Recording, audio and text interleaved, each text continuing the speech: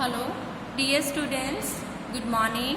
9th grade chapter number तुहाडा है lesson number तुहाडा बच्चों हैगा आ पत्ता कहानी है जो कि एक आओ आप इन्हां दे क्वेश्चन आंसर एक बार चंगी तरह रीड करते हैं जो कि तुहानूं एग्जाम दे विच टॉपिक आने हैं लैसन आने हैं। ठीक है, मैं भी जगाउंदी नहीं अज रोटी ते लिजाणी आपे जदों करूँ जी लै जी ते इत्थे तेरा पतंदरी तैनूं दऊ समारू। ठीक है, ये शब्द किसने किसनों कहे? ये शब्द नामो दी मां ने नामो नूं आवाज़ां मारदे हुए कहे वो थोड़ा करारे सुभाਅ दी सी। इस पात्र ने शब्द क्यों कहे सन? कहानी विचले पात्र नामो दी मां ने ये शब्द नामो नूं इसलिए कहे सन क्योंकि वो काफ़ी दिन चढ़े तक सुत्ती पई रहिंदी सी ते खेतां विच काम करदे उसदे बापू ते भरा ने रोटी विच कहंदे की आ बहुत देर हो जांदी सी। रोटी किसने ते कित्थे लैके जानी सी? नामो ने रोटी खेत विच काम करदे उसदे बापू ते भरा नूं लैके जानी सी जो कि मां ने रोटियां दही दे गट्ठे पौने विच बन लस्सी दे चकले ते रख दिते सन। ये शब्द बोलण वाले पात्र दे सुभाਅ ते चानना पाओ। ये शब्द नामो दी मां ने कहे सन। वो करारे सुभाਅ दी एक कहंदे बुढ़ी औरत सी, अणथक मेहनती अते सादा जीवन की करदी सी वो गुजारदी सी। नैक्सट क्वेश्चन है ये शब्द किस कहानी विचों लए गए हैं? इस कहानी का नाम भी दसो। ये शब्द पत्ता कहानी विचों लए गए हैं। इस कहानी का नाम संत सिंह की है शेखो है। ठीक है, ये शब्द किसने किसनों कहे सन? ये शब्द नामो दे बापू ने नामो दी सहेली किनू कहे सन? पीतो नूं कहे सन। पीतो दी भाभी कित्थे रोटी नहीं लैके जांदी सी? इसके कथन नूं विस्तार सहित दसो। पीतो दी भाभी खेतां विच रोटी नहीं सी लैके जांदी क्योंकि पीतो दा भरा जिहड़ा की सीगा कॉलेज विच पढ़दा सी ते उसदा जिहड़ा बापू कामिਆਂ नाल खेती करदा सी ते की करदा सी हल बाउंदा सी। इस कहे बाग विच पीतो दा ना आया है। इस कहानी विच किहो जिहा पात्र है? पीतो कोई 12 साल की कहंदी एक कुड़ी है, अपनी सहेली नामो ना की करदी है खेतां विच अपने बापू नूं रोटी लैके जांदी है। वो एक नरम अते डरपोक किस्म की कुड़ी है तो बहमा बारमा विच बहुत ज़्यादा फसी हुई है। वो कहंदी कि जरनैली सड़क के जिहड़े हैगे ने राशन निआणिਆਂ नूं की है चक के लै जांदे हन। बच्चे देखो तुहानूं पता ही है कि एग्जाम के तुहानूं इदां दी लाइनस आउणगीਆਂ तुहाडे चैप्टर दे विच जिवें थोड़े घर भैणे तेरी मां तो डर लगदा साडे घर भी आ जाया करे। ठीक है, फिर ਉਹਦੇ ਵਿੱਚੋਂ ਤੁਹਾਨੂੰ 4 क्वेश्चन ਬਣਨਗੇ हर एक दिए 2-3 टॉपिक दे के एक पैरा दे के फिर ਉਹਦੇ ਅੱਗੇ 4 क्वेश्चन ਹੋਣਗੇ। ਇਹਨਾਂ क्वेश्चनों ਨੂੰ ਤੁਸੀਂ ਚੰਗੀ ਤਰ੍ਹਾਂ ਪੜ੍ਹ ਕੇ ਉਹਨਾਂ ਦੇ ਆਨਸਰ ਦੇਣੇ ਆ। ਇਹ ਵਾਰਤਾਲਾਪ ਕਿਹਨਾਂ ਵਿੱਚ ਹੋਏ ਸਨ? ਠੀਕ ਹੈ, ਇਹ ਲਾਈਨਾਂ ਦੇਖੋ ਹੁਣ ਇਹ ਲਾਈਨਾਂ ਕਿਹਨਾਂ ਦੇ ਵਿੱਚ ਗੱਲ ਹੋਈ ਸੀ? ਉਪਰੋਕਤ ਵਾਰਤਾਲਾਪ ਨਾਮੋ ਅਤੇ ਪੀਤੋ ਵਿਚਕਾਰ ਹੋਈ ਸੀ। किस दी मां तो किस नूं डर लगदा सी ते क्यों? नामो दी मां तो पीतो नूं डर लगदा सी क्योंकि नामो दी मां दा जिहड़ा सुभाਅ सी कहंदे बहुत गुस्से वाला सी। इसलिए पीतो नामो दे घर की करदी सी? जाण तो डरदी सी। किस दे घर जाण दी गल हो रही सी? नामो दे घर जाण दी कहंदे गल हो रही सी। नामो ने पीतो नूं कहा कि साडे घर बैठ के की करे वो चरखा कत्तिया करे। उन्होंने दूजे घर क्यों जाना सी? नामो दी भाभी ने बाग लाउणा सी ते नामो पीतो नूं कहंदी है कि तू साडे घर की आ जाया करी, असीं रल के इकट्ठियां ही चरखा कत्तिया करांगे। पर पीतो ने की आ कहंदे साफ मना कर दिता, कहंदी ना भैणे मैनूं की है तेरी मां तो डर लगदा। पीतो ते नामो उस सड़क ते क्यों डरदियां सन? क्योंकि जरनैली सड़क एक सुनसान सी, उत्थे कोई आउंदा जांदा नहीं सी। दूसरा कहंदे जिहड़े जांगली ते राशे ने उत्थों लंघदे ने ते जवान निआणिਆਂ नूं की कहंदे ने चुक के लै जांदे सी। इदां दे वहम भरम करके उस सड़क तो बहुत ज़्यादा डरदे सन। पत्ता कहानी के पात्रां दे नाम दसो। हरनाम सिंह, नामो, पीतो, नामो दा प्यो ते एक बुढ़ी औरत। पत्ता कहानी विच पेंडू किसानी जीवन का किहड़ा चित्र पेश किया गया है? पत्ता कहानी विच कहंदे पेंडू किसानां दे सधारण जीवन नूं पेश किया गया है जिहड़े बहुत ज़्यादा मेहनत सच्चे सुभाਅ वाले ते सादा जीवन की करते हैं अपना बतीत करते हैं। नैक्सट लैसन तुहाडा बच्चों है धरती हेठला बलद। देखो ये भी तुहानूं एक पैरा दिता होएगा, उहदे अगे तुहानूं 4 क्वेश्चन बनाए होणगे। 4 क्वेश्चन के आंसर तुसीं इस पैरे नूं चंगी तरह पढ़ के ही देने हैं। ਜਦੋਂ ਮਾਨ ਸਿੰਘ ਨੂੰ ਕਰਮ ਸਿੰਘ ਦੀ ਮੌਤ ਦਾ ਪਤਾ ਲੱਗਦਾ ਹੈ ਤਾਂ ਇਸੇ ਕੀ ਅਸਰ ਹੁੰਦਾ ਹੈ? ਜਦੋਂ ਡਾਕੀਏ ਨੇ ਮਾਨ ਸਿੰਘ ਨੂੰ ਕਰਮ ਸਿੰਘ ਦੇ ਮਰਨ ਦੀ ਖਬਰ ਦਿੱਤੀ ਤਾਂ ਮਾਨ ਸਿੰਘ ਦਾ ਜਿਹੜਾ ਸਾਹ ਕੀ ਆ ਕਾਲਾ ਜਿਹਾ ਪੈਣ ਲੱਗ ਗਿਆ। ਉਹ ਉੱਚੀ ਉੱਚੀ ਕੀ ਆ ਕਹਿੰਦੇ ਭੁੱਬਾਂ ਮਾਰ ਕੇ ਰੋਣ ਲੱਗ ਪਿਆ। ਕਰਮ ਸਿੰਘ ਦੀ ਮੌਤ ਨਾਲ ਸਾਰਾ ਇਲਾਕਾ ਤਰਾਹ ਤਰਾਹ ਕਿਉਂ ਕਰ ਰਿਹਾ ਸੀ? ਕਰਮ ਸਿੰਘ ਦੀ ਮੌਤ ਨਾਲ ਕਹਿੰਦੇ ਸਾਰਾ ਇਲਾਕਾ ਤਰਾਹ ਤਰਾਹ ਇਸ ਲਈ ਕਰ ਰਿਹਾ ਸੀ ਕਿਉਂਕਿ ਉਹ ਸਾਰੇ ਪਿੰਡ ਦਾ ਕੀ ਸੀ? ਇੱਕ ਤਾਂ ਹਰਮਨ ਪਿਆਰਾ ਸੀ, ਪਿੰਡ ਦੇ ਹੋਰ ਵੀ ਕਈ ਜਿਹੜੇ ਮੁੰਡੇ ਸੀਗੇ ਉਹ ਫੌਜ ਵਿੱਚ ਸਨ ਕਹਿੰਦੇ, ਪਰ ਪਿੰਡ ਦੇ ਬੰਦਿਆਂ ਨਾਲ ਉਹਨਾਂ ਦੀ ਕੀ ਸੀ? ਵਾਹਿਗੁਰੂ ਜੀ ਕਾ ਖਾਲਸਾ ਵਾਹਿਗੁਰੂ ਜੀ ਕੀ ਫਤਿਹ ਤੱਕ ਹੀ ਬਣਦੀ ਸੀ। ਕਹਿੰਦੇ ਜਦੋਂ ਵੀ ਕਰਮ ਸਿੰਘ ਆਉਂਦਾ ਸੀ ਕਹਿੰਦੇ ਖੂਹ ਤੇ ਨਹਾਉਣ ਵਾਲਿਆਂ ਦੀ ਜਿਹੜੀਆਂ ਨੇ ਬਹੁਤ ਜ਼ਿਆਦਾ ਭੀੜ ਹੋ ਜਾਂਦੀ ਸੀ ਤੇ ਲੋਕੀ ਰਾਤ ਤੱਕ ਫੌਜ ਦੀਆਂ ਕੀ ਆ ਕਹਾਣੀਆਂ ਸੁਣਦੇ ਰਹਿੰਦੇ ਸਨ। ਨੈਕਸਟ ਕੁਐਸਚਨ ਹੈ ਮਾਨ ਸਿੰਘ ਨੂੰ ਕਰਮ ਸਿੰਘ ਦੀ ਮੌਤ ਦਾ ਪਤਾ ਕਿਉਂ ਨਾ ਲੱਗਾ? ਮਾਨ ਸਿੰਘ ਨੂੰ ਕਰਮ ਸਿੰਘ ਦੀ ਮੌਤ ਦਾ ਪਤਾ ਇਸ ਲਈ ਨਹੀਂ ਲੱਗਿਆ ਕਿਉਂਕਿ ਕਰਮ ਸਿੰਘ ਦੀ ਮੌਤ ਤੋਂ ਪਹਿਲਾਂ ਕੀ ਆ ਛੁੱਟੀ ਤੇ ਘਰ ਆ ਗਿਆ ਸੀ ਤੇ ਕਰਮ ਸਿੰਘ ਦੇ ਪਰਿਵਾਰ ਨੇ ਵੀ ਉਸ ਨੂੰ ਕਹਿੰਦੇ ਕੁਝ ਨਹੀਂ ਸੀ ਦੱਸਿਆ ਕਿਉਂਕਿ ਉਹਦੀਆਂ ਛਿੱਟੀਆਂ ਕੀ ਨੇ ਉਹ ਖਰਾਬ ਨਹੀਂ ਸੀ ਕਰਨਾ ਚਾਹੁੰਦੇ। ਕਰਮ ਸਿੰਘ ਦੇ ਘਰ ਵਾਲਿਆਂ ਨੂੰ ਮਾਨ ਸਿੰਘ ਤੋਂ ਕਰਮ ਸਿੰਘ ਦੀ ਮੌਤ ਦਾ ਲੁਕਿਓ ਕਿਉਂ ਰੱਖਿਆ? ਕਰਮ ਸਿੰਘ ਦੇ ਘਰ ਵਾਲਿਆਂ ਨੇ ਮਾਨ ਸਿੰਘ ਤੇ ਕਰਮ ਸਿੰਘ ਦੀ ਮੌਤ ਦਾ ਸੱਚ ਇਸ ਲਈ ਲੁਕੋ ਕੇ ਰੱਖਿਆ ਸੀ ਕਿਉਂਕਿ ਕਰਮ ਸਿੰਘ ਦੇ ਬਾਪੂ ਦਾ ਇਹ ਕਹਿਣਾ ਸੀ ਕਿ ਫੌਜੀ ਨੂੰ ਜਿਹੜੀ ਛੁੱਟੀ ਆਪਣੀ ਜਾਨ ਤੋਂ ਵੀ ਪਿਆਰੀ ਹੁੰਦੀ ਹੈ, ਇਸ ਕਰਕੇ ਕੀ ਆ ਕਹਿੰਦੇ ਉਹਨੂੰ ਉਸ ਦੀ ਛੁੱਟੀ ਖਰਾਬ ਨਹੀਂ ਕਰਨਾ ਚਾਹੁੰਦੇ ਸਨ। ਇਹ ਸ਼ਬਦ ਕਿਸ ਨੇ ਤੇ ਕਿਸ ਨੂੰ ਕਹੇ ਸਨ? ਇਹ ਸ਼ਬਦ ਮਾਨ ਸਿੰਘ ਨੇ ਕਰਮ ਸਿੰਘ ਦੇ ਮੁੰਡੇ ਤੇ ਰੋਟੀ ਖਾਂਦਿਆਂ ਸਮੇਂ ਉਸ ਨੂੰ ਕਹੇ ਸਨ। ਵਾਰਤਾਲਾਪ ਕਰਨ ਵਾਲਾ ਕਿਸ ਨੂੰ ਉਸ ਦੇ ਬਾਪੂ ਕੋਲ ਚੱਲਣ ਲਈ ਕਹਿੰਦਾ ਹੈ? ਮਾਨ ਸਿੰਘ ਕਰਮ ਸਿੰਘ ਨੂੰ ਉਸਦੇ ਮੁੰਡੇ ਤੇ ਉਸਦੇ ਬਾਪੂ ਕੋਲ ਕੀ ਆ ਕਹਿੰਦੇ ਚੱਲਣ ਲਈ ਕਹਿੰਦਾ ਹੈ। ਉਪਰੋਕਤ ਸ਼ਬਦਾਂ ਦਾ ਪਰਿਵਾਰ ਤੇ ਕੀ ਅਸਰ ਹੁੰਦਾ ਹੈ? ਉਪਰੋਕਤ ਸ਼ਬਦਾਂ ਨੇ ਪਰਿਵਾਰ ਨੂੰ ਕਹਿੰਦੇ ਬਹੁਤ ਦੁਖੀ ਕੀਤਾ ਕਿਉਂਕਿ ਉਹਨਾਂ ਨੂੰ ਉਪਰੋਕਤ ਸ਼ਬਦਾਂ ਨੇ ਪਰਿਵਾਰ ਨੂੰ ਬਹੁਤ ਦੁਖੀ ਕੀਤਾ ਸੀ ਕਿਉਂਕਿ ਉਸ ਨੂੰ ਪਤਾ ਸੀ ਕਿ ਉਸ ਦਾ ਜਿਹੜਾ ਪੁੱਤਰ ਆ ਕਰਮ ਸਿੰਘ ਕੀ ਆ ਦੁਨੀਆ ਨੂੰ ਅਲਵਿਦਾ ਕਹਿ ਗਿਆ ਸੀ। ਪਰਿਵਾਰ ਵਾਲੇ ਵਾਰਤਾਲਾਪ ਕਰਨ ਵਾਲੇ ਨੂੰ ਖੁੱਲ੍ਹ ਕੇ ਗੱਲਬਾਤ ਕਿਉਂ ਨਹੀਂ ਕਰਦੇ? ਪਰਿਵਾਰ ਵਾਲੇ ਵਾਰਤਾਲਾਪ ਕਰਨ ਵਾਲੇ ਕਿ ਖੁੱਲ੍ਹ ਕੇ ਗੱਲਬਾਤ ਇਸ ਲਈ ਕੀ ਕਰਦੇ ਸਨ ਕਿਉਂਕਿ ਉਹਨਾਂ ਨੂੰ ਡਰ ਸੀ ਕਿ ਕਿਤੇ ਮਾਨ ਸਿੰਘ ਨੂੰ ਕਰਮ ਸਿੰਘ ਦੀ ਮੌਤ ਦਾ ਬਾਰੇ ਪਤਾ ਨਾ ਲੱਗ ਜਾਵੇ ਤੇ ਮਾਨ ਸਿੰਘ ਦੀ ਛੁੱਟੀ ਕਹਿੰਦੀ ਉਹ ਖਰਾਬ ਨਹੀਂ ਸੀ ਕਰਨਾ ਚਾਹੁੰਦੇ। ਫਿਰ ਅੱਗੇ ਤੁਹਾਨੂੰ ਬੱਚਿਓ ਪੈਰਾ ਆ ਗਿਆ। ਇਹਦੇ ਅੱਗੇ ਕੁਐਸਚਨ ਹੈਗੇ ਨੇ ਇਹ ਸ਼ਬਦ ਕਿਸ ਨੇ ਕਿਸ ਨੂੰ ਕਹੇ ਸਨ? ਇਹ ਸ਼ਬਦ ਕਰਮ ਸਿੰਘ ਨੇ ਮਾਨ ਸਿੰਘ ਨੂੰ ਉਸ ਸਮੇਂ ਕਹੇ ਸਨ ਜਦੋਂ ਛੁੱਟੀਆਂ ਕੱਟਣ ਲਈ ਕੀ ਆਪਣੇ ਘਰ ਜਾਣ ਲੱਗਾ ਸੀ। ਕੌਣ ਕਿਸ ਨੂੰ ਆਪਣੇ ਘਰ ਜਾਣ ਲਈ ਕਹਿੰਦਾ ਹੈ? ਕਰਮ ਸਿੰਘ ਤੇ ਮਾਨ ਸਿੰਘ ਨੂੰ ਕਿਹਾ ਕਿ ਮੇਰੇ ਪਿੰਡ ਵੀ ਹੁੰਦਾ ਵੀ ਮੇਰੇ ਕੋਲ ਆਵੇ, ਜਦੋਂ ਮੇਰੇ ਘਰ ਆਵੇ ਤਾਂ ਤੈਨੂੰ ਘਰ ਦੇ ਦੇਖਣਗੇ ਤੇ ਉਹਨਾਂ ਨੂੰ ਕਹਿੰਦੇ ਕਿੱਦਾਂ ਦਾ ਮਹਿਸੂਸ ਹੋਏਗਾ, ਮੇਰੇ ਨਾਲ ਅੱਧਾ ਮੇਲ ਉਹਨਾਂ ਦਾ ਆਪੇ ਹੀ ਹੋ ਜਾਵੇਗਾ। ਠੀਕ ਹੈ। ਵਾਰਤਾਲਾਪ ਕਰਨ ਵਾਲਿਆਂ ਦਾ ਆਪਸ ਵਿੱਚ ਕੀ ਰਿਸ਼ਤਾ ਸੀ ਉਹ ਕੀ ਕੰਮ ਕਰਦੇ ਸਨ? ਵਾਰਤਾਲਾਪ ਕਰਨ ਵਾਲਿਆਂ ਦਾ ਆਪਸ ਵਿੱਚ ਕਹਿੰਦੇ ਦੋਸਤੀ ਦਾ ਰਿਸ਼ਤਾ ਸੀ ਤੇ ਉਹ ਦੋਨੋਂ ਕੀ ਸਨ? ਫੌਜੀ ਸਨ। ਕੀ ਉਹ ਵਾਰਤਾਲਾਪ ਕਰਨ ਵਾਲੇ ਦੇ ਘਰ ਜਾਂਦਾ ਹੈ? ਉਹਨਾਂ ਦੇ ਘਰ ਦੇ ਮਾਹੌਲ ਤੇ ਚਾਨਣਾ ਪਾਓ। ਹਾਂ, ਮਾਨ ਸਿੰਘ ਕਰਮ ਸਿੰਘ ਦੇ ਘਰ ਜਾਂਦਾ ਹੈ। ਕਹਿੰਦੇ ਜਦੋਂ ਮਾਨ ਸਿੰਘ ਕਰਮ ਸਿੰਘ ਦੇ ਬਾਪੂ ਨੂੰ ਮਿਲਿਆ ਸੀ ਤੇ ਉਸ ਦੇ ਸੁਭਾਅ ਨੂੰ ਵੇਖ ਕੇ ਉਸ ਨੂੰ ਕਹਿੰਦੇ ਬੜਾ ਹੀ ਅਜੀਬ ਜਿਹਾ ਲੱਗਿਆ ਸੀ ਕਿਉਂਕਿ ਬਾਪੂ ਜੀ ਉਸ ਨੂੰ ਚੁੱਪਚਾਪ ਦਿਖਾਈ ਦੇ ਰਹੇ ਸਨ। ਮਾਨ ਸਿੰਘ ਕੀ ਖੁੱਲ੍ਹਾ ਗੱਲਾਂ ਉਹਨਾਂ ਨਾਲ ਖੁੱਲ੍ਹ ਕੇ ਗੱਲਾਂ ਕਰਨੀਆਂ ਚਾਹੁੰਦੇ ਸਨ। ਠੀਕ ਹੈ, ਕਰਨੀ ਚਾਹੁੰਦੇ ਸਨ ਪਰ ਉਹ ਥੋੜੇ ਕੁੱਟੇ ਜੇ ਸਨ। ਜਦੋਂ ਕਰਮ ਸਿੰਘ ਦੀ ਬੇਬੇ ਚਾਹ ਲੈ ਕੇ ਆਈ ਤਾਂ ਉਸਨੇ ਬੇਬੇ ਨੂੰ ਹੱਸਦੀਆਂ ਅੱਖਾਂ ਨਾਲ ਫਤਿਹ ਬੁਲਾਈ ਪਰ ਬੇਬੇ ਵੀ ਕਹਿੰਦੇ ਉਸਨੇ ਕੀ ਕੋਈ ਖਾਸ ਗੱਲਬਾਤ ਨਹੀਂ ਕਰੀ ਸੀ।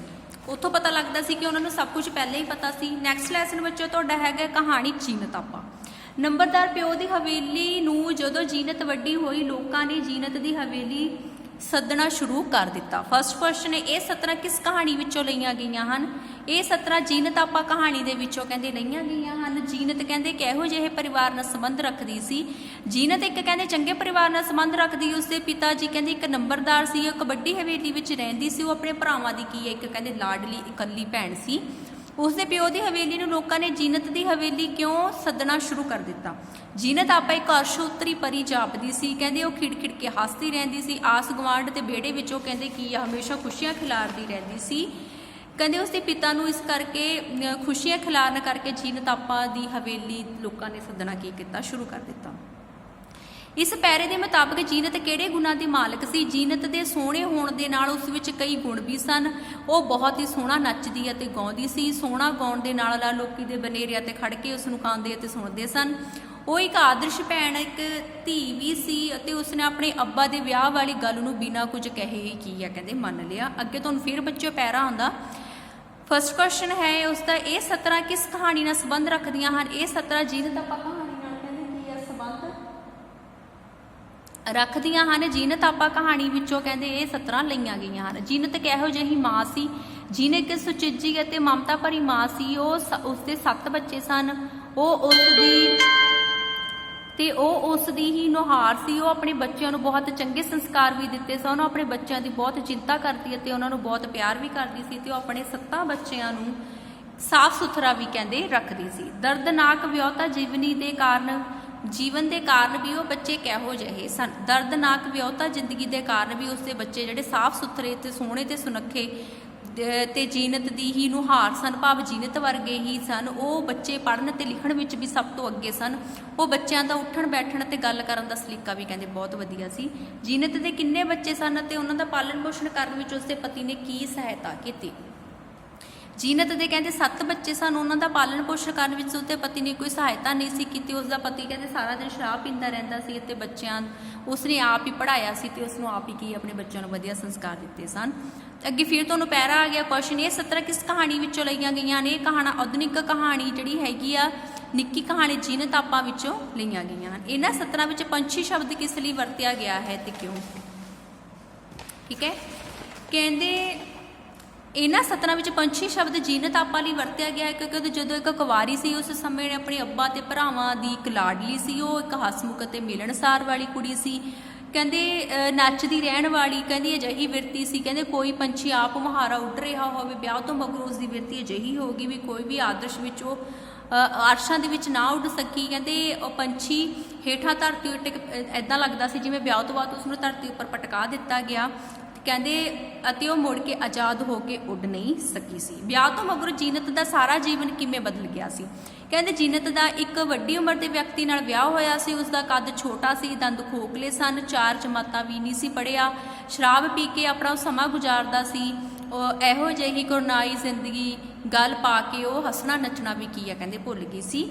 ਫਿਰ ਪੈਰਾ ਆ ਗਿਆ ਕੁਐਸਚਨ, ਕਿਸ ਨੇ ਕਿਸ ਨੂੰ ਕਹੇ ਸਨ? ਇਹ ਸ਼ਬਦ ਜੀਨਤ ਕਹਾਣੀ ਨੂੰ, ਇਹ ਸ਼ਬਦ ਜੀਨਤ ਨੇ ਕਹਾਣੀਕਾਰ ਨੂੰ ਕਹੇ ਸਨ। ਜਦੋਂ ਕਹਾਣੀਕਾਰ ਆਪਣੀ ਦੁਬਿਧਾ ਮਿਟਾਉਣ ਲਈ ਜੀਨਤ ਆਪਾਂ ਨੂੰ ਪੁੱਛਦਾ ਹੈ ਕਿ ਉਸਨੇ ਇੱਕ ਅਥਰੂ ਨਹੀਂ ਕੇਰਿਆ ਜਦੋਂ ਉਸ ਦਾ ਮਾਲਕ, ਠੀਕ ਹੈ, ਭਾਵ ਉਸ ਦੇ ਸਿਰ ਤੋਂ ਉੱਠ ਗਿਆ ਉਹਦਾ ਘਰ ਵਾਲਾ, ਤਾਂ ਉਸਨੇ ਤੜਫ ਕੇ ਜੀਨਤ ਆਪਾਂ ਨੇ ਕਿਹਾ ਕਿ ਇਸ ਕਿਸ ਦੇ ਸਿਰ ਦਾ ਮਾਲਕ? ਮੈਂ ਤਾਂ ਇੱਕ ਪਲ ਵੀ ਉਸ ਦੀ ਕੀਮਤ ਨਹੀਂ ਬਣੀ, ਭਾਵ ਉਸ ਦੀ ਘਰਤ ਵਾਲੀ ਨਹੀਂ ਬਣੀ, ਕਿਸੇ ਦੇ ਬੱਚਿਆਂ ਦਾ ਪਿਓ ਹੋ ਸਕਦਾ। ਕਹਿੰਦੇ ਕਿਸੇ ਦੀ ਮਰਜ਼ੀ ਤੋਂ ਬਿਨਾਂ ਕੋਈ ਕਿਸੇ ਦਾ ਘਰ ਵਾਲਾ ਨਹੀਂ ਹੋ ਸਕਦਾ, ਠੀਕ ਹੈ, ਨਾ ਕਹਿੰਦੇ ਕਿਸ ਦਾ ਦਿਲ ਵਾਲਾ। ਜੀਨਤ ਆਪਣੇ ਘਰ ਵਾਲੇ ਲਈ ਇੰਜ ਕਿਉਂ ਸੋਚਦੀ ਹੈ? ਜੀਨਤ ਸੋਚਦੀ ਹੈ ਕਿ ਉਸ ਦਾ ਖਬੰਦ ਨਹੀਂ, ਉਸਨੇ ਕਦੀ ਆਪਣਾ ਖਬੰਦ ਨਹੀਂ ਸਮਝਿਆ ਤੇ ਨਾ ਹੀ ਇੱਕ ਪਲ ਭਰ ਲਈ ਉਸ ਦੀ ਕੀ ਆ ਉਹ ਤੀਵੀਂ ਬਣੀ ਹੈ। ਕਿ ਜੀਨਤ ਦਾ ਖਬੰਦ ਸੱਚਮੁੱਚ ਹੀ ਇੱਕ ਗੈਰ ਜ਼ਿੰਮੇਵਾਰ ਬੰਦਾ ਸੀ? ਜੀਨਤ ਦਾ ਖਬੰਦ ਇੱਕ ਗੈਰ ਜ਼ਿੰਮੇਵਾਰੀ ਬੰਦਾ ਸੀ ਜਿਸ ਨੂੰ ਸ਼ਰਾਬ ਤੇ ਸਿਗਰਟਾਂ ਪੀਣ ਤੋਂ ਬਿਨਾਂ ਕਹਿੰਦੇ ਕੋਈ ਵੀ ਠੀਕ ਹੈ, ਸਿਗਰਟਾਂ ਪੀਣ ਤੋਂ ਬਿਨਾਂ ਕੋਈ ਵੀ ਕੰਮ ਨਹੀਂ ਸੀ। ਉਹ ਜੀਨਤ ਦੀਆਂ ਕਹਿੰਦੇ ਅੰਦਰੂਨੀ ਭਾਵਨਾਵਾਂ ਨੂੰ ਕਦੇ ਵੀ ਨਹੀਂ ਸੀ ਸਮਝ ਸਕਿਆ, ਇਸ ਕਰਕੇ ਕਹਿੰਦੇ ਉਸ ਨਾਲ ਕੋਈ ਰਿਸ਼ਤਾ ਨਹੀਂ ਸੀ। ਤੇ ਤੁਹਾਡਾ ਲਾਸਟ ਲੈਸਨ ਬੱਚਿਓ ਹੈਗਾ ਆ ਡਾਕਟਰ ਪਲਟਾ। ਫਿਰ ਤੁਹਾਨੂੰ ਪੈਰਾ ਦਿੱਤਾ, ਇਹਦੇ ਕੁਐਸਚਨ ਆਨਸਰ ਤੁਹਾਨੂੰ ਮੈਂ ਕਰਵਾ ਦਿੰਦੀ ਹਾਂ, ਬਟ ਇਸ ਪੈਰੇ ਨੂੰ ਤੁਸੀਂ ਚੰਗੀ ਤਰ੍ਹਾਂ ਰੀਡ ਜ਼ਰੂਰ ਕਰਨਾ। ਉਪਰੋਕਤ ਵਾਰਤਾਲਾਪ ਕਿਹੜੇ ਪਾਤਰਾਂ ਵਿਚਕਾਰ ਹੋਈ? ਕਹਿੰਦੀ ਉਪਰੋਕਤ ਵਾਰਤਾਲਾਪ ਡਾਕਟਰ ਪਿਆਰਾ ਸਿੰਘ ਅਤੇ ਪਲਟਾ ਤੇ ਉਸ ਦੀ ਪਤਨੀ ਸਤਵੰਤ ਕੌਰ ਦੇ ਕੀ ਆ ਵਿਚਕਾਰ ਹੋਈ ਸੀ। ਸੁਜਾਨ ਸਿੰਘ ਕੌਣ ਹੈ ਅਤੇ ਉਸ ਬਾਰੇ ਚਰਚਾ ਕਿਉਂ ਹੋ ਰਹੀ ਹੈ? ਸੁਜਾਨ ਸਿੰਘ ਚਾਂਦਨੀ ਚੌਕ ਵਿੱਚ ਦੁੱਧ ਦੀ ਦੁਕਾਨ ਹੈ। ਇੱਥੇ ਉਸ ਬਾਰੇ ਚਰਚਾ ਇਸ ਲਈ ਹੋਈ ਹੈ ਕਿਉਂਕਿ ਉਸ ਦੀ ਦੁੱਧ ਦਹੀਂ ਦੀ ਦੁਕਾਨ ਵਧੀਆ ਚੱਲਦੀ ਹੈ, ਠੀਕ ਹੈ। ਇਸ ਦੇ ਉਲਟ ਜਿਹੜਾ ਡਾਕਟਰ ਪਲਟਾ ਦੇ ਕਲੀਨਿਕ ਵਿੱਚ ਕਹਿੰਦੇ ਕੋਈ ਮਰੀਜ਼ ਨਹੀਂ ਆਉਂਦਾ। ਇਕਾਂਗੀ ਵਿੱਚ ਧੋਬੀ ਬਾਰੇ ਕੀ ਪਤਾ ਲੱਗਦਾ ਹੈ? ਇਕਾਂਗੀ ਵਿੱਚ ਪਤਾ ਲੱਗਦਾ ਹੈ ਕਿ ਧੋਬੀ ਇੱਕ ਪਠਾਨ ਹੈ, ਉਹ ਬਹੁਤ ਝਗੜਾਲੂ ਆਦਮੀ ਹੈ, ਉਹ ਆਪਣੇ ਪੈਸੇ ਲੈਣ ਲਈ ਡਾਕਟਰ ਪਲਟਾ ਦੇ ਘਰ ਕੀ ਹਮੇਸ਼ਾ ਕਹਿੰਦੇ ਗੇੜੇ ਮਾਰਦਾ ਰਹਿੰਦਾ ਹੈ। ਪਠਾਨ ਦਾ ਮੁਕਾਬਲਾ ਕਰਨੀ ਵਾਰਤਾਲਾਪ ਕਰਨ ਵਾਲਾ ਕਿਹੜੀ ਦਲੀਲ ਦਿੰਦਾ? ਕਹਿੰਦੇ ਪਠਾਨ ਦਾ ਜਦੋਂ ਮੁਕਾਬਲਾ ਕਰਨ ਲਈ ਉਸਨੂੰ ਸਲਾਹ ਦਿੱਤੀ ਤਾਂ ਡਾਕਟਰ ਪਲਟਾ ਜਵਾਬ ਦਿੰਦਾ ਕਹਿੰਦਾ ਹੈ ਉਹ ਵੀ ਕਿਸੇ ਤੋਂ ਨਹੀਂ ਡਰਦਾ, ਉਸਨੇ ਵੀ ਇੱਕ ਵਾਰ ਹਰੀ ਸਿੰਘ ਨਲੂਏ ਦਾ ਕੀ ਆ ਕਹਿੰਦੇ ਪਾਠ ਅਦਾ ਕੀਤਾ ਸੀ, ਭਾਵ ਰੋਲ ਕੀਤਾ ਸੀ। ਫਿਰ ਅੱਗੇ ਤੁਹਾਨੂੰ ਪੈਰਾ ਆਏਗਾ ਬੱਚਿਓ। ਫਿਰ ਦੇ ਨੈਕਸਟ ਕੁਐਸਚਨ ਹੈ ਉਪਰੋਕਤ ਵਾਰਤਾਲਾਪ ਦਾ ਕੀ ਸੰਦਰਭ ਹੈ? ਡਾਕਟਰ ਪਲਟਾ ਟੈਲੀਫੋਨ ਦੇ ਲਾਭ ਦੱਸਦੇ ਹੋਏ ਕਹਿੰਦਾ ਕਿ ਡਾਕਟਰ ਦੀ ਹੱਟੀ ਟੈਲੀਫੋਨ ਤੋਂ ਬਗੈਰ ਨਹੀਂ ਚੱਲ ਸਕਦੀ। ਦਿੱਲੀ ਵਿੱਚ ਸਾਰਾ ਵਪਾਰ ਟੈਲੀਫੋਨ ਉੱਤੇ ਹੀ ਹੁੰਦਾ ਹੈ, ਕੋਈ ਡਾਕਟਰ ਟੈਲੀਫੋਨ ਤੋਂ ਬਗੈਰ ਨਹੀਂ ਜੀ ਸਕਦਾ। ਗੌਰਮੈਂਟ ਵੀ ਟੈਲੀਫੋਨ ਸਭ ਤੋਂ ਪਹਿਲਾਂ ਡਾਕਟਰਾਂ ਨੂੰ ਕੀ ਆ ਦਿੰਦੀ ਆ ਉਹਨਾਂ ਦੀ ਸੁਵਿਧਾ ਲਈ। ਡਾਕਟਰ ਪਲਟਾ ਟੈਲੀਫੋਨ ਦੇ ਕੀ ਲਾਭ ਦੱਸਦਾ? ਡਾਕਟਰ ਪਲਟਾ ਦੱਸਦਾ ਹੈ ਕਿ ਹਰ ਖੇਤਰ ਖਾਸ ਕਰਕੇ ਡਾਕਟਰੀ ਖੇਤਰ ਵਿੱਚ ਜਿਹੜੇ ਟੈਲੀਫੋਨ ਦੀ ਸਭ ਤੋਂ ਵੱਧ ਲੋੜ ਹੁੰਦੀ ਹੈ। ਉਹ ਕਹਿੰਦਾ ਹੈ ਕਿ ਕਈ ਵਾਰ ਟੈਲੀਫੋਨ ਦਾ ਕਨੈਕਸ਼ਨ ਮਿਲ ਗਿਆ ਤਾਂ ਉਹ ਦੁਕਾਨ ਬਹੁਤ ਵਧੀਆ ਚੱਲ ਪਵੇਗੀ। ਸਾਰਾ ਵਪਾਰ ਟੈਲੀਫੋਨ ਤੋਂ ਹੀ ਚੱਲਦਾ ਹੈ। ਗੌਰਮੈਂਟ ਵੀ ਟੈਲੀਫੋਨ ਦੇ ਕਨੈਕਸ਼ਨ ਸਭ ਤੋਂ ਪਹਿਲਾਂ ਕੀ ਹੈ ਡਾਕਟਰਾਂ ਨੂੰ ਹੀ ਦਿੰਦੀ ਹੈ। ਨੈਕਸਟ ਕੁਐਸਚਨ ਹੈ ਟੈਲੀਫੋਨ ਦਾ ਭੁਲੇਖਾ ਪਾਉਣ ਲਈ ਡਾਕਟਰ ਪਲਟਾ ਕੀ ਯੋਜਨਾ ਬਣਾਉਂਦਾ ਹੈ? ਡਾਕਟਰ ਪਲਟਾ ਕਹਿੰਦੇ ਇੱਕ ਸਕੀਮ ਬਣਾਉਂਦਾ। ਉਹ ਆਪਣੀ ਪਤਨੀ ਨੂੰ ਕਹਿੰਦਾ ਕਿ ਜਦੋਂ ਵੀ ਕੋਈ ਮਰੀਜ਼ ਆਵੇਗਾ ਕੁੰਡੀ ਖੜਕਾਵੇਗਾ ਦੂਸਰੇ ਕਮਰੇ ਵਿੱਚ ਜਾ ਕੇ ਟਾਈਮ ਪੀਸ ਦਾ ਅਲਾਰਮ ਵਜਾ ਦੇਵੇ, ਠੀਕ ਹੈ, ਅਤੇ ਟੈਲੀਫੋਨ ਤੇ ਕਿਸੇ ਨਾਲ ਗੱਲਾਂ ਕਰਨ ਲੱਗ ਪਵੇ ਤੇ ਮਰੀਜ਼ ਸਮਝੇਗਾ ਕਿ ਬੜਾ ਮਾਹਿਰ ਡਾਕਟਰ ਹੈ ਜਿਹੜਾ ਹਮੇਸ਼ਾ ਕੀ ਆ ਰੁੱਝਿਆ ਰਹਿੰਦਾ, ਬਿਜ਼ੀ ਰਹਿੰਦਾ, ਭਾਵ ਇੱਕ ਝੂਠਾ ਦਿਖਾਵਾ ਕਰਦਾ। ਉਹ ਸਤਵੰਤ ਦੇ ਸੁਭਾਅ ਬਾਰੇ ਦੱਸਣਾ। ਸਤਵੰਤ ਡਾਕਟਰ ਪਲਟਾ ਦੀ ਪਤਨੀ ਹੈ। ਉਹ 10ਵੀਂ ਤੱਕ ਸਾਇੰਸ ਪੜ੍ਹੀ ਹੋਈ ਆ, ਆਪਣੇ ਪਤੀ ਦੀ ਹਰ ਗੱਲ ਮੰਨਦੀ ਹੈ, ਵਧੀਆ ਸੁਭਾਅ ਦੀ ਔਰਤ ਆ।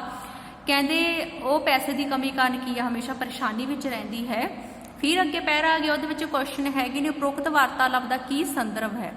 ਉਪਰੋਕਤ ਵਾਰਤਾਲਾਪ ਸੰਦਰਭ ਦੰਦ ਹਨ। ਇਹ ਵਾਰਤਾਲਾਪ ਡਾਕਟਰ ਪਲਟਾ ਟੈਲੀਫੋਨ ਤੇ ਗੱਲਾਂ ਕਰਦੇ ਹੋਏ ਕਹਿੰਦਾ ਕਿ ਅਸਲੀ ਦੰਦਾਂ ਤੋਂ ਜ਼ਿਆਦਾ ਵਧੀਆ ਨਕਲੀ ਦੰਦ ਹੁੰਦੇ ਹਨ, ਕਿਉਂਕਿ ਉਹਨਾਂ ਵਿੱਚ ਨਾ ਕੋਈ ਰੋਗ ਹੁੰਦਾ ਤੇ ਨਾ ਹੀ ਕੋਈ ਦਰਦ।